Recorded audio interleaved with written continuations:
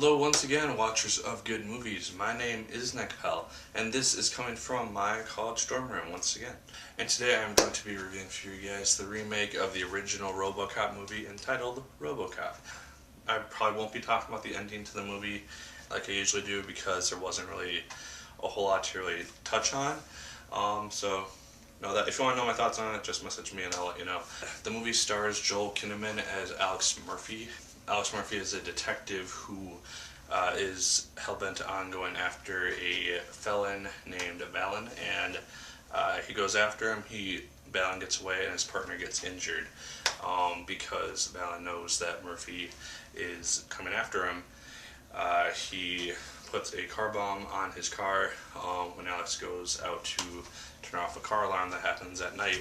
The car blows up and Murphy gets 80% of his body seriously burned and loses a leg. On the other side of things, Michael Keaton plays a guy named Raymond Sellers, and he is the head of this company called Omnicorp, which designs robots, which are essentially security robots that patrol streets and uphold the law as opposed to human police officers and soldiers. America is, as Samuel L. Jackson's character puts, robophobic, and they are very against having a robot make decisions and pull the trigger when they don't have a consciousness that's making these decisions. When Murphy gets injured, they choose to save his life by putting him in a machine so that he has his brain, he has his lungs, and he has his throat, and that's about it. He loses all parts of his body. This is shown in the movie too. There are two times in the film where we see him without all of his armor and stuff, and we see just how vulnerable he really is without the suit. And the action sequences in and of themselves are really actually pretty cool. I never saw the original RoboCop, so I can't really compare this one to it too accurately, but action sequences were pretty neat. I enjoyed them. They were well done.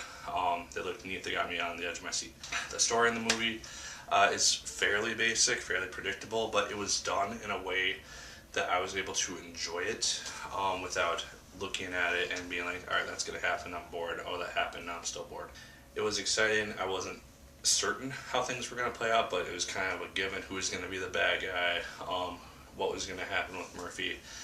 When he gets his emotions taken away towards the beginning of the movie, that's a really interesting sequence because we kind of see it kind of goes against the idea of putting a man in a machine, because taking away the emotions and anything that makes the person human turns them into essentially a robot who's just going to make calculated decisions. And seeing Murphy kind of break away from that eventually is kind of a cool thing. Gary Oldman stars in the film as Dr. Norton, and he is the one who designs the suit that Murphy wears, and he also has designed the other robots. Yeah, Gary Oldman, he's a great actor, so obviously he did really good. And this is a guy who's kind of conflicted about the choices that he's being forced to make in terms of taking away the humanity that Murphy has in order to produce a efficient product. And it's kind of an interesting concept. And then Abby Cornish plays his wife Claire, and she has some parts in the movie. She's not a main central character, but she's still got some important roles in the film itself.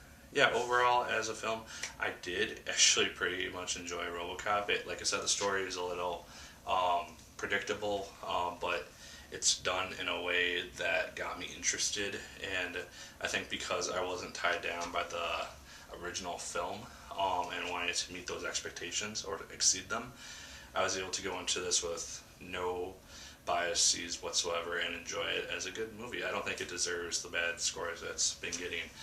If you're going to go see something next weekend or this week, go check out RoboCop because it's actually pretty good. And if you like action movies, you'll probably enjoy this one. Honestly, the movie ends up setting up something of a sequel at the end. I think if it does well enough in theaters, it will get said sequel, but it doesn't like set anything up directly, but it implies that if they want to, they can do a sequel for the film. Like, favorite, comment, and subscribe if you so choose. I'd appreciate it immensely. As always, my good people, my name is Pell.